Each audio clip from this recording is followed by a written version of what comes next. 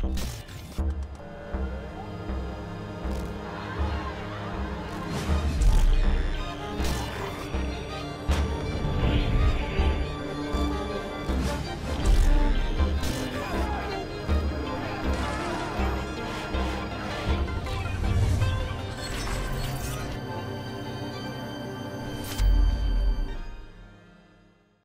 Joseph is the founder of the Zeitgeist Movement, a grassroots worldwide organization that advocates an alternative economic system based on sustainability, cooperation, and human need.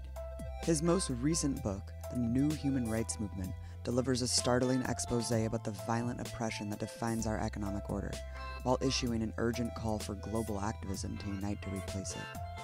I sat down with Joseph to talk about the contradictions and crises of capitalism, and what he advocates to save the future of the planet from catastrophe. Peter, you have a very interesting background, having worked both in advertising and equity trading. Let's talk about advertising first. What function does this industry serve in today's society? The best way to explain that is to look at the fact that our economy is based on consumption, and advertising is the arm of creating artificial demand. And without that arm, and it's so polluted, as you know, I can't even imagine what the world would be like without advertising, but without that arm, you wouldn't have people aspiring to things that are highly irrational, abused by our social inclusion. When advertising presents something to the community that seems to be something that some people want, it spreads like a virus and then everybody wants it, because it's an issue of social inclusion, which is a part of our biology, because that's how we identify. We identify and define ourselves by how others see us and how we are included in the group. So it manipulates our most primal sense of humanity in order to sell things. And again, back to my original point, if you didn't have that arm in our consumption-based society since the Industrial Revolution, the economy would collapse. That's a very unique point to make, because when you first start an economy of this nature, like in the agrarian society and then in the handicraft industry, you're meeting demand, right? That's the point, and that makes sense. But at some point, this kernel seed had to change, because when you have such a highly efficient, productive society that we have now, at least in the technical sense, not in distribution sense, because we have poverty and all that, but at least in the technical sense of what we can create, the efficiency, abundance, you have to have demand created now, and that's basically the kernel seed of one of the central flaws of market economics or capitalism that has come to fruition today. Not only destroying human psychology, but destroying the environment simultaneously, because you have an insatiable culture that's been literally generated.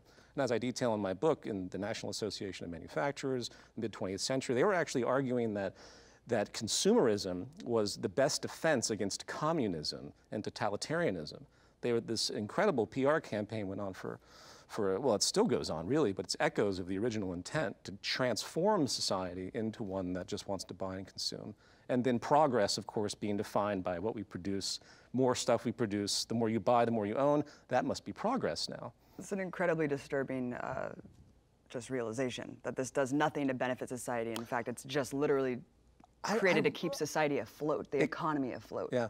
It's a kind of cultural violence. The more people promote consumeristic values, vain, materialistic values, the more they want more and more, of this and that, the more they flaunt that kind of phenomenon, the more they create what is termed by Johan Galtung cultural violence. Because if you create a society that thrives in this type of self-identification, you're basically also promoting not only the destruction of the environment, but the diminishment of others. Because you're saying that I can afford this, I have the status, and I'm better for that, and this person can't. And we see that phenomenally amplified today in the modern world with the winning community and our lovely president and his rhetoric. It also carries over into misogyny and everything else, as I'm sure you know. Fairly recently, he said, well, we want to have rich people in charge of the economy because clearly they must be good at it. So then a complete absence of, where's the sympathy? Where's the actual binding purpose of an economy, which is to provide for everyone, ideally? No. So the sickness has become increasingly more palpable. I often wonder what a world would be like without advertising, which would be a world without marketing and markets. And I can tell you it would be a whole lot different and far more peaceful and sustainable and amiable and just humane than what we see today. Mm-hmm. From an insider's perspective, how exactly does the stock market work? Stock market is a proxy system that was developed. It was contrived out of the original foundation, which were a board of directors for a company. So a bunch of people each have $1 million. They get together, they invest, say 10 of them, $10 million into a company, and then they get dividends, right? That made basic sense, years ago. But someone said, you know what, I want to sell this stock, and this guy's going to buy it from me for a little bit more. I'm going to make money off of that. And then suddenly the exchange system began. And slowly but surely, the idea of selling artificial shares of nothing, effectively, became a means of making money. I call it drone warfare economics. It's just like people that drive drones, they don't see any kind of humanity as they drop bombs across the world. The people that trade the stock market have no idea what they're doing when they're shorting, say, the currency of some small country, effectively contributing to that country's decline.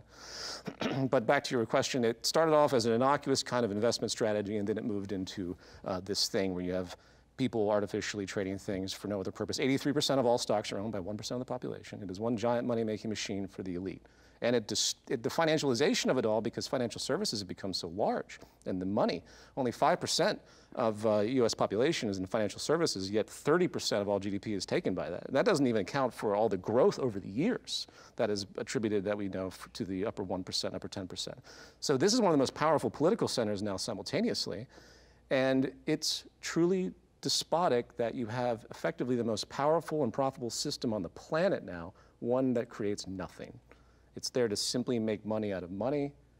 So it's a cancerous disease. It's what happens in financially mature nations that have pretty much run out of the angling required to keep as maximizing profits in a given industry. So instead, they move to financialization, and it moves in all sorts of other despotic things like dead peasants insurance. These are companies like Walmart that would take out insurance on their employees and get paid when they die, things like that. So it's just this commodification of everything. Put a dollar sign on it, no relationship to anything anymore, abstraction become reality once again. And high-frequency trading is almost just done with computer Oh, yeah. algorithms. When I was in trading, it was the start of artificial intelligence, and the traders around me were like, oh, yeah, it's over. Once Goldman Sachs gets their supercomputers together, most of these companies, when they trade, it's just a little detail some will find interesting, the amount of time they're in a trade is pretty much seconds, because they're fronting other orders, because that's what these companies can do. In other words, they're trading tiny little spreads of pennies, but with heavy amounts of shares in front of other orders. And then they use computers to do this, and then they can generate literally millions of dollars off of fractions of time spent in and out of the market on a giant microprocessing level. Anyone that thinks today, especially, that Wall Street isn't rigged needs to wake up, because there's no way artificial intelligence isn't dominating. It's pretty much all the big investment banks with their artificial intelligence versus other people's artificial intelligence at this point. There's no rhyme or reason to it when it comes to human perception. So in effect, you have this giant money-making machine that the public has been roped into, such as their retirement, and all the things, the IRAs that for some reason are now connected to the market. The market is inflationary driven, which gives it its artificial sense of progress, meaning the more money that we pump into our society, the more it goes into the market, the more it keeps rising. So yeah, if you put in your retirement into the stock market, it will probably rise. It'll crash periodically, and then people will make a fortune off of that too. So anyway, the whole society has been coerced into this nonsensical participation that effectively holds up the most giant and powerful political subclass, the financial sector. And if anyone wanted to see another level of sanity emerge on this planet in a step-by-step process rather than complete structural change, I suggest the abolishment of Wall Street. There's nothing positive about what this institution does. And those that say that it's there to help investment, you can invest in anything with direct money without the need to go IPO. The $700 billion float of Apple has nothing to do with what it actually produces at all. It's just what the people are trading and buying and moving the stock around. It's just the game. And it's too bad that people are so ignorant about that. It's a siphoning machine that is taking basically money from the lower class and bringing it to the upper class through different mechanisms. And a lot of people who are middle class, lower class, don't invest in Wall Street because it's just completely too abstract for them. But everyone participates in debt-based currency and the way that the currency operates. How does it make sense that there is more debt than there is currency? Good question. Mainly because of the interest that's charged. Because in capitalism, every product has to have something that makes money, that makes a profit. And then when the sale of money, which is what banks do, they create and sell money effectively. When they lower and raise interest rates, they're changing the price of what it's going to cost you to get money in a loan. And then they produce interest, obviously, and that interest doesn't exist in the money supply. So you have today about 200 trillion in debt in the world and about 80 trillion in currency. So what does that mean? It means that those that are holding the bag in the lower class are the ones that get screwed when you have economic declines. There are always going to be bankruptcies and things like that that happen in a kind of classism, the structural classism that I call it, that effectively hurts the lower class. And the fact that people don't see that either. I mean, debt goes back 5,000 years. It has been in lockstep of something else that we're familiar with called slavery. So debt, peonage, slavery, convict leasing. Even today in certain areas of Asia, they have debt that's passed through generations from farmer to child, and that child has to continue working off its father's debt in effectively a kind of post-neo-feudalism. So this phenomenon is there, and it's unfortunate that more people don't see the actual intrinsic problem of debt. And the solution to that, you can argue that you could get rid of a debt-based currency and so on, and I've had many conversations with people about that, but the question is, why hasn't it happened? Because it's intrinsic to the function of capitalism. And it's not even that they act insidiously, it's just what their job is. Their job is to make money out of nothing and sell it to people, and then when the people can't pay it, they take their property. And that property goes, it's just another funneling system. And here's another thing I'll mention. All the money that's made in the world comes from the lower class taking loans. So right now, less than 63% of Americans have $1,000 in savings.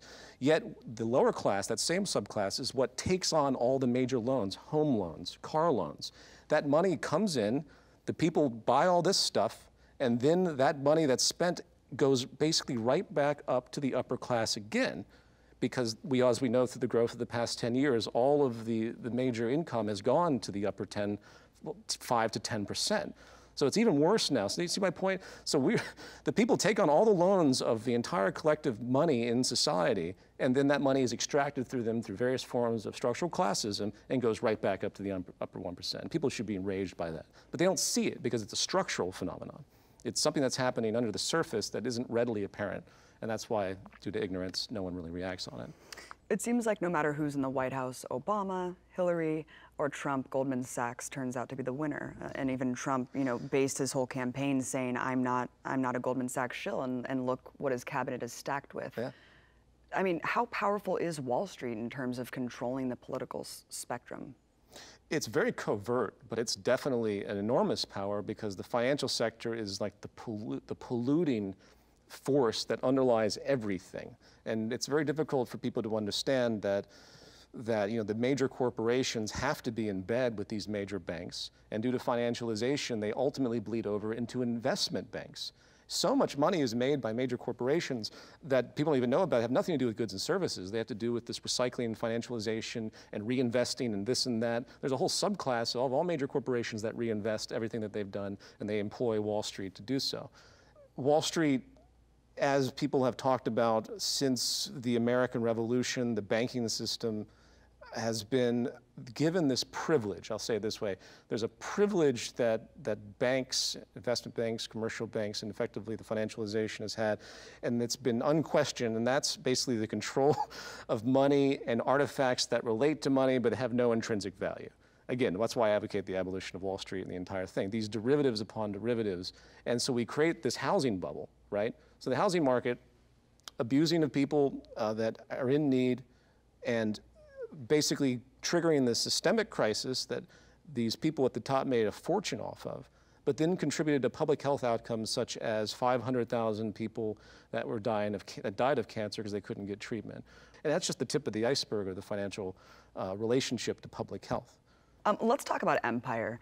Of course, we see U.S. military presence in over 70% of all the nations on Earth. When you look at military personnel, it's almost every single country.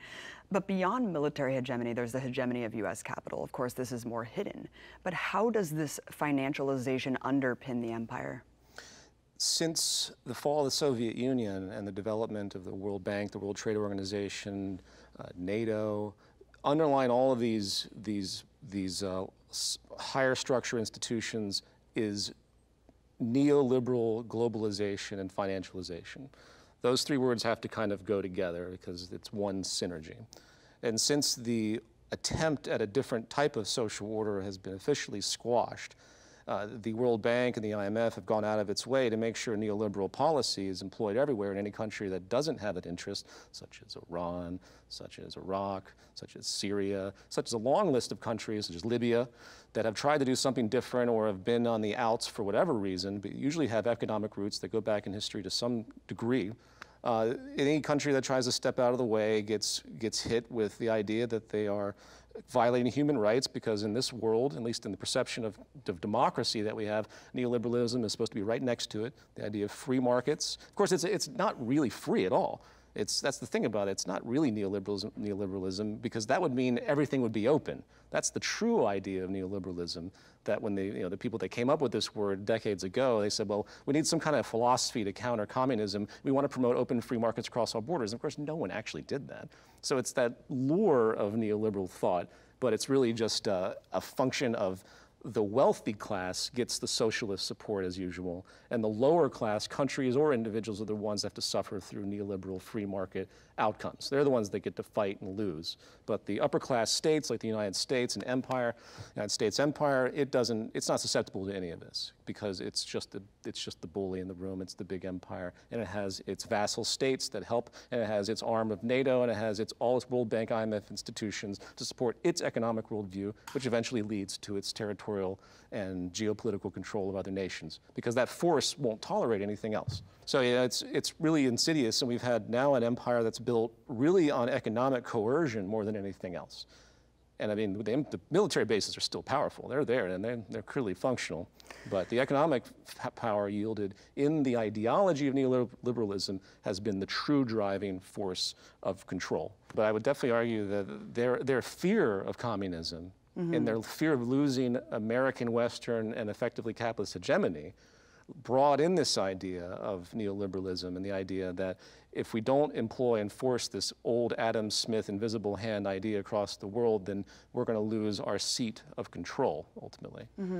Expand more on the notion that all wars are class wars. You can look at society as a stratified structure, both in any domestic society, such as the United States, where you, of course, you have the rich and the poor and the dwindling middle class. Then you can apply that exact same macro view to the states, the nation states of the world. And it's amazing to see how close in resemblance they are. After World War II, any country that simply wanted to do something different outside of, again, the neoliberal order had to suffer the same fate. So the World Bank, what do? They oppose austerity. They keep those countries poor and destroyed. And that's a great way, if there's no infrastructure in these countries to start to develop new ideas or new patterns, then there's no threat. So.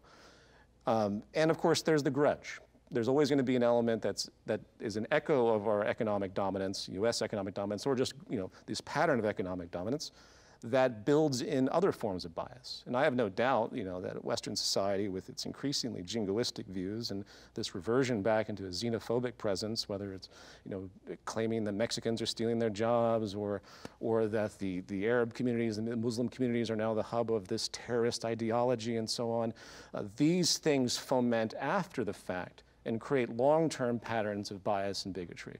I like that you brought up a macro and micro in terms of the classism in America and also the global classism, because people talk about the developed world and the underdeveloped world as if that's just the way it is, instead of the underdeveloped world actually giving way to why we have a developed Western world today. Colonization, as you know very well, is effectively a sprawling class antagonism. It's a subjugation. The poor of the world are not poor because they've been left behind in market capitalism. They're poor because of these years of colonization that have destroyed Africa and areas of Latin America. You call your new book a logical train of thought from a social psychology perspective. And let's start with the notion that poverty is violence, right? Go over some of the casualties that arise from the structural violence that exists today in this system. The big word I use is socioeconomic inequality, which poverty falls under the umbrella of. Socioeconomic inequality, basically class stratification, has been held up as some kind of innovator force, some force of innovation. Oh, yeah, that's about the only defense of it you'll hear. They'll say, well, you got to have poor people that aspire to be rich people, and that will create the engine of innovation. More nonsense is produced by industry. That's effectively the only defense I've ever heard of stratification, other than people claiming it's a biological reality and there's no other choice than for us to be these primitive primates that stratify, and therefore the bottom rungs will suffer. It's not just poverty that's the worst form of violence, as Gandhi stated. To be in a stratified system is against well-being and public health. That's been proven by a lot of different theorists in epidemiology, where they measured all of these artifacts, such as the level of violence. In fact, Dr. James Gilligan, which I know you've interviewed, he's the former head of the study of violence at Harvard, extremely brilliant man who studied this as a prison psychologist, and his core statement, you want to reduce violence in society, reduce inequality. So there's also the psychosocial stress, that we are killing each other through plaques in our arteries from the release of certain stress hormones that are directly attributed to socioeconomic inequality as well. In other words, the more you're involved in a class-based society, the more you witness the haves and the have-nots, the more it messes you up, and it's biologically associated. So this is an unnatural state.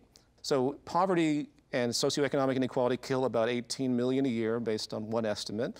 So that is a couple Holocausts in 1 year. They say the Soviet Union killed 100 million people in 1 century of its existence.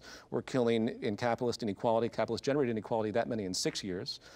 So the defense of a class stratified society is no longer existent in the public health research. Under capitalism, there's always going to be people who are poor, right? Why is this notion that this is just a constant inevitability that we have to accept? Poverty, unemployment in the system, booms and busts. This is the most odd thing to me about capitalism, is the acceptance that these things are natural. First of all, the massive vehicles of class war. Every time there's a bust, it doesn't affect, the wealthy can endure that. So they can find ways to work around it, but that creates cheap labor, boom, better for the owners of the country and the owners of big business and finance. They take foreclosures. The financial services sector effectively booms during this because they're the ones that get to grab up everything the lower class can't pay for anymore.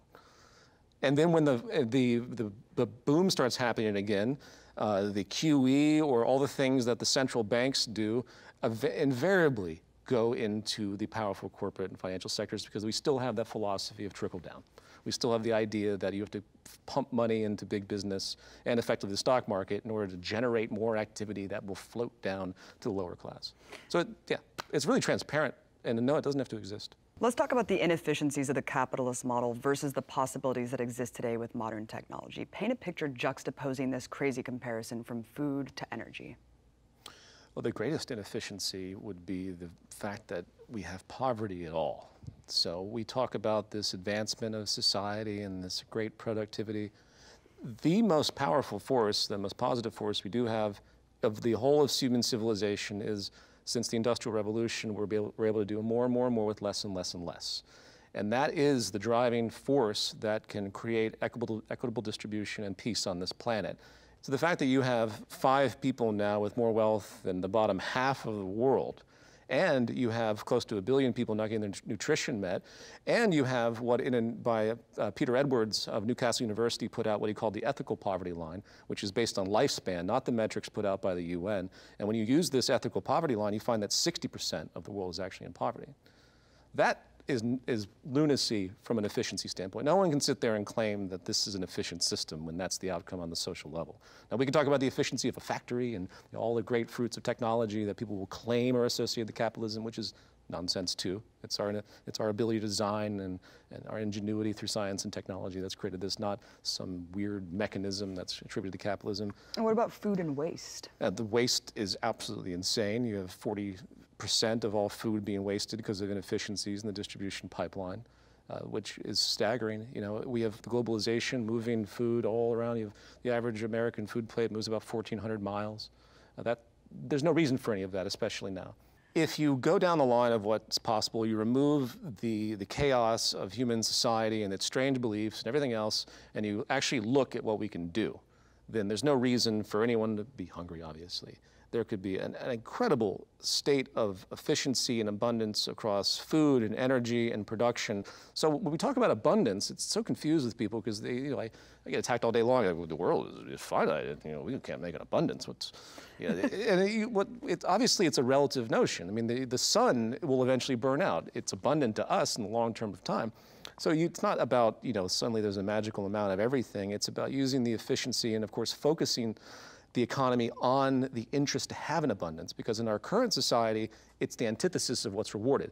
We reward scarcity. We want things to be generally scarce. The corporate construct does. Business doesn't want there to be an abundance of anything. So the pollution of the water supply, that's great for the water bottling companies. So we're rewarding the exact opposite. So you can't have sustainability, preservation, efficiency in a society that rewards the opposite. And therein lies the great contradiction of the capitalist system. And in terms of energy, I mean, what is possible right now? I remember reading that just such a small area in like Africa could power the entire continent plus part of Europe. I mean, I do an analysis in the book that just looks at all the basic renewables, and each one of them has the capacity to create a global abundance and meet the current needs. And you put them all together in a synergy, and then make basic what's called mixed-use systems. It's a little bit technical, but we don't have any kind of systemic incorporation in our cities, not like they should be. Every single house today should have solar panels that not only power the home as much as possible, but they run the energy back out into a central grid. Suddenly, everything becomes an attribute of energy development. It's shared. And you do that if someone created a society there's a few smaller cities in Europe that are doing that with outrageous efficiency potential. So when you put all that together, it's absurd. It's absurd. You know, everyone in small pockets and these entrepreneurs are doing their best, you know, even like Elon Musk and the battery technology, and they're trying to do something, but there's no concentrated focus. There needs to be basically a Manhattan Project to figure out what the best solution is globally, to unify the synergies of all of our renewables and to make them all work. And if we did that, if we actually got the minds of, say, all the universities together right now, and you had a university project across the entire world and said, we're going to focus on this problem right now. What is the combination of renewables? How do we distribute it across the world? And how do we make it create an abundance at zero cost effectively? And I guarantee if you did that, it would happen probably in 6 months. The intent of the business class isn't that they willfully want to repress sustainable, abundant resources and products. It's that they know deep down, just like everyone knows about a lot of things in their subconscious, that if they did that, they make themselves obsolete. And no business on this planet is going to try and make itself obsolete, no matter how green it claims to be. But that's what it leads to. If anyone really wants to improve the ecological state, specifically the type of transformations required, would effectively would cut energy industry back by half at a minimum. There would not be that many people employed, and money would not be made anymore, because we have that ability in technology now to create things that last, that will work, that will be modular, updatable, without that need of the servicing and constant turnover that we see in the current energy industry sector. Really quickly, let's go back to just what's possible. Can you explain the notion of vertical farming? Because I don't think a lot of people realize what that is and the potentiality. So I did an extrapolation in the book regarding vertical farming based on a study out of Columbia University. And what I've calculated crudely, and I did this deliberately to show the extremity of it, if you apply vertical farms to the existing agricultural land, just in theory, I think it was a 15-story, you would produce enough food for 34 trillion people. Now people say, well, we can't, obviously you have different regional things and irrigation and so on, but it makes moot when you look at that type of number of potential. And the reduction of energy, basically vertical farms allow for an extreme reduction in the need for fertilizer, the need for light and energy, and the need for water. And the examples of this that exist in different places, granted, you're obviously not producing meat. I mean, and in truth, human society has to get away from animal agriculture anyway if it expects to be sustainable. You have an incredible potential for abundance. And you put these in localized areas. You know, in New York, they've been converting some warehouses to start doing this. Very, very small amounts of investment is slowly being put into this, but it needs to be amplified rapidly, because with the loss of topsoil, with 70% of our fresh water going to agriculture in the midst of what is effectively a water crisis, by 2030, I think the stat was 60% of the world would be in a water-stressed area. There's nothing positive in those trends at all. So that's one great potential way to not only feed local populations well, but also to remove the incredible ecological footprint that agriculture is doing today. Automation is also used constantly as a talking point against the rise in labor standards, right? Against wage increases, because it will take away these skilled jobs. We saw this in the 80s with car manufacturers. We see it today with restaurants, fast food industry, stores, right? CVS, et cetera. You encourage automation because you say that it will liberate people. How? Well, there's a few levels to it. First, what has been the greatest source of oppression on this planet since recorded history. Labor. Yeah. So not only is it irresponsible for us not to apply automation because it's more efficient, it's safer, we can create more of an abundance with more, with less resources. It's also a dramatic shift in the way human relations has been. So if we can finally remove that ownership labor, that old classist duality with the use of automation, that would be profound just on that level. I mean, people say silly things too, like, well, if you increase in abundance, we'll just have overpopulation. People will keep reproducing. It's actually the opposite now. That was the case at the end of the Malthusian trap. We had a huge burst of population when we found, hydrocarbons, and then the technology boomed. But when you look at stats now in countries that have overpopulation, they're poor countries. And when you have countries that actually have decent affluency, they're not reproducing rapidly anymore. So if you want to stop what people perceive as apparent overpopulation, which is a dubious word because it's not quantifiably viable, there's only overpopulation in our society because our society is so inefficient. It's not overpopulation because suddenly we're outdoing the resources of the planet. But if you create an equitable playing field and you meet people's needs, the population issue will not be an issue. It would completely create I can't even emphasize enough what it would do to the psychology of people to be free of that drudgery and that sense of exploitation of each other. How does intellectual property prove to be one of the biggest flaws of this system? The main reason is that intellectual property restricts the open flow naturally, and it restricts people's contribution to given ideas. So intellectual property, the whole of industry is pushed by sharing, one way or another. So some cell phone company makes something, they invent some kind of proprietary something or another cell phone, they release it under auspices of secrecy, then finally another cell phone company experiences that, it imitates it, and suddenly the little competitive war that people call innovation continues. Extremely wasteful and completely unnecessary. So why not just open source all intellectual property across the entire sector, if not across business in general? You would see exponential increase in efficiency. If I could sit back and design my own camera, along with millions of others in an open source community, a collaborative commons, you would see the efficiency of that given technology far transcend what any given boardroom or any given small group of technicians could ever come up with. That's the wisdom of crowds. And that's happening, that's what drives our industry in the long run. But it does it in such a slow way because we're not sharing it directly. So you want to see a dramatic innovation in this world, then drop capitalism, because it's inhibiting innovation more than it is anything else, especially now. Yeah, completely inhibiting the medical field as well. Just all these patents on medicine, it's disgusting. Well, I mean, think about the people that wanted to make generics. I did document this in the book as well. There were people suffering from tuberculosis and HIV-related diseases, and they were looking to make their own generics. And the Western pharmaceutical industry, including all the way up to the White House, said, nope, intellectual property restricts you from producing this. You have to buy it from us. And finally, they gave them like a little bit of a discount. Only hundreds of dollars, not thousands per pill, per cancer pill. No, and you bring up a good point. The medical industry is the best example of artificial scarcity. The idea that these pills cost, I have a family member that had cancer and they gave her this little thing and they stuck it on her arm, and it was $17,000 for this little piece of plastic that simply injected a fluid into her. $17,000. There's no way.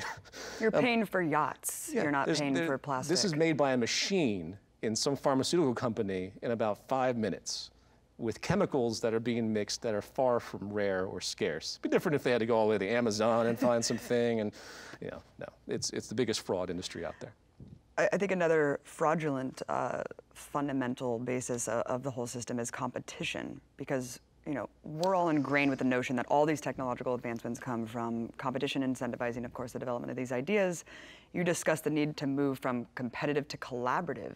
Yeah. Why is competition not all it's made out to be? The first problem with competition in a market system where everyone's competing for market share, meaning money, the competition becomes, the innovation that's produced is artificial.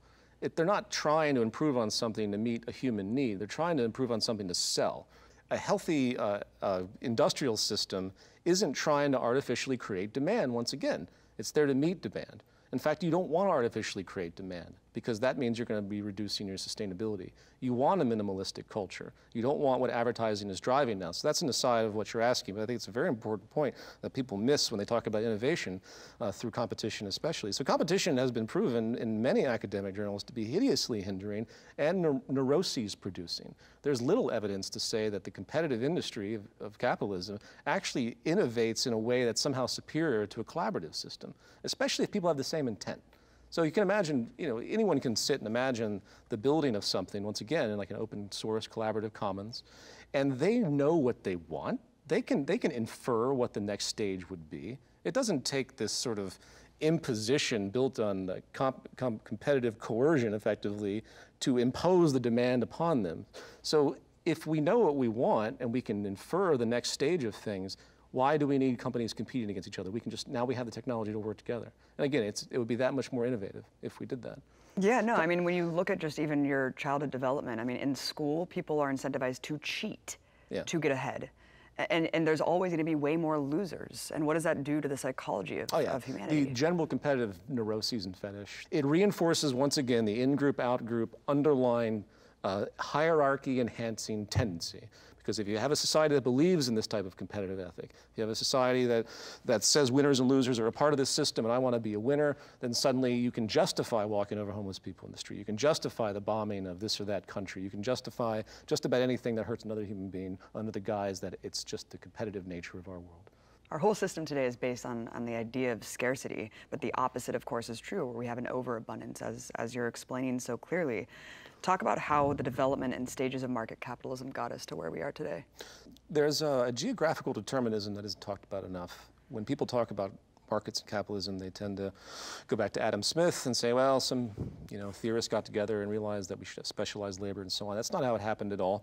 You go back to the Agrarian Revolution 10, 12,000 years ago, and once people decided it was more efficient for themselves to start to settle and create farms, and the slight scientific advancement that happened with tools, suddenly you had all the prerequisites for things like property and protection, labor specialization, and trade. And within trade strategizing dominance. And that's the core characteristic in the book. I refer to it as the root socioeconomic orientation of our society, which again is based on that scarcity, and it's also based on competition, and it's based on trade strategizing dominance, which leads to oppression and deprivation and so on as a competitive outcome. So the Neolithic Revolution happened, and suddenly society started to build in these structures with all of those things into it. So there hasn't been much of a shift. There have been pockets of people that have lived differently, Aboriginal cultures, Native American cultures. So the geographical determinism has to be taken into account. And you see the force of this dominant kind of desert-based culture, and then the stratified societies taking hold and slowly eradicating all the other groups trying to live a little bit differently. And suddenly it's manifested as we have today with trade strategizing dominance as the virtue of our existence, the need to compete and win, and of course the development of countries, borders, and empires. Empires, if it wasn't the United States, in this type of climate it would have been someone else, because it's simply the most efficient state for any group dominance to maintain as much total global dominance as they can. You have to break it, and the only way to break it is to start with root changes in what started all of this, which is effectively the economic perception, the perception of your survival in your group. And if you change that, then you'll be able to slowly morph society back into what was really a pre-Neolithic kind of worldview, which was all based on community, gift-giving. If you look, 99% of human society existed without money and markets. A lot of people forget that too. So this isn't some inevitability of the way we live. What is the silver bullet that can possibly transform this negative trajectory that we're on? And that is structural change of the economy. Morality is not going to do it. Our free will is not going to do it. Our rational sense is not going to do it in and of itself, because we are so inhibited and dominated by the structural psychology generated from our social system. And reforms aren't going to do it either, which is one of the main points of your book, is that 21st century activism has been far too localized. Yeah, I don't like to be one to criticize all the well-meaning people in the activist community, but I think it's a constructive conversation to say, if we don't focus on the root and we keep sparsely drawing attention in this or that protest or this or that activist initiative to certain pockets of effectively problems, it just ends up running in place. The activist initiatives that are required now have to grasp that and realize that now it's time for galvanization towards removing the foundation of our social system, and hence the market. We have to start to move away from market economics as rapidly as we possibly can to save our ecology and to save the stability of our society in terms of group relationships. The antagonism that's created with our class system builds into all the other antagonisms we see, whether it's gender, whether it's race, whether it's nationalistic. So it's like that central kernel that keeps amplifying the worst of our group or anti-group associations. How do we socialize and localize the enterprise, and who is standing in the way of this being done? And obviously the forefront of it are the ownership class, as it's been historically called. The power structure is defined by the ownership class.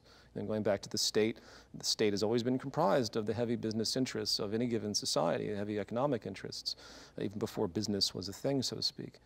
And what incentive do they have to want to alter their position? That's why it's going to take a galvanized force of activists that the world probably has never seen in order to overcome this hurdle. And I'm not promoting any kind of violence or anything, but there has to be something that stops this thing in its tracks before the ecological crisis, if it is allowed to materialize in the way the trajectories show, between climate change, between the water scarcity, between all the other levels of pollution that are coming to fruition, the incredible amount of waste, more plastic in the ocean by 2050, more plastic than fish in the ocean by 2050. Good God. The general destruction of the oceans, overall, because of various factors that are happening. If this is allowed to materialize, and this is what I argue at the end of the book, it will just create that much more class antagonism and make it that much more difficult for us to pull out of this horrible in-group, out-group phenomenon and the oppression that we see. So there's a time limit ticking down, because if things start getting literally scarce, remember the First and Second World War were dominance wars. They weren't based on scarcity. The kind of wars in the future, if scarcity hits like it's going to, if we don't change, it's going to be cataclysmic. The human society hasn't seen that yet, hasn't seen an actual resource war, not a real one. Not when water is now limited and people are going to go to war over it. And it's ridiculous to even think that would happen, frankly, because we have all the technology to resolve it. But the arrogance of the people that are in power and the myopic view of the business community is such that, again, they blanker these things out in favor of the general structure, and they're willing to forego the well-being of others euphemistically in order to preserve their positions. So no more respect needs to be placed on the billionaires of this world or the political establishment. I'm not saying that people should be just arbitrarily ridiculed, but we have to break the cultural violence, this incessant impulsive thing that's happened in society where we worship class and status and billionaires. And it hasn't gotten better. It's gotten much worse, as again, I think the Trump's election signifies. And we should loathe people. Anyone that's a billionaire that doesn't say, I'm sorry, I'm a billionaire, but I'm gonna do my best, that's someone you would respect. Anyone that doesn't question the fact that doesn't raise the issue that it's wrong for it even to be possible that a billionaire can exist in this planet, it's just as it's wrong that someone should be sleeping on the street in their life. If that isn't pointed out, then the neuroses will continue. It certainly is not gonna last, and your book is incredible. Again, everyone check it out, The New Human Rights Movement. The end vision for this book is a beautifully democratized symbiotic ecosystem almost, where people are collaboratively growing society. Yeah. Talk about how you lay that vision out. Well, in terms of transition, there are 5 steps. So I try to be as direct as I can, because it's very easy to just bring up theory. So the 5 steps are the application of automation that we've talked about, the access of things as opposed to property, which doesn't necessarily mean that suddenly no property exists. It means that the society is incentivized to share what it has. Then there's open source, which builds into the access phenomenon. Open source is what will create the innovation. Then there's the localization phenomenon. That's where we finally realize we keep a global sense, but we realize we don't need to have all of this industry spread all over the world in order to satisfy a community on the other side of the world, you know what I mean? So that's that one. And then the other one is this more difficult thing to bring up called digitized network feedback, which all that really means, you track all the transactions that are happening, economic transactions, and it can be within a monetary system or without, and you have all the feedback that you need to know what's happening in an industry. So you put all these together, and you end up with a system that incentivizes people working together, incentivizes people sharing, all those kindergarten things that we're taught, remember? All those things that we're supposed to have in our values that are completely robbed of us as we grow older, and we realize that all the things we were taught as children that are ideal values were apparently wrong, because no one ascribed to them anymore. And you have a non-competitive society, obviously, and you have a society that's actually sustainability focused because we're understanding what we're doing. So it creates peaceful coexistence, more peaceful coexistence, and peaceful coexistence with nature, meaning we're not overexploiting. And the only caveat to that, and I want to bring this back up because this isn't a totally deterministic, mechanistic view, is that we have to have a mature culture that doesn't thrive on this over-consuming, materialistic, vain idealism.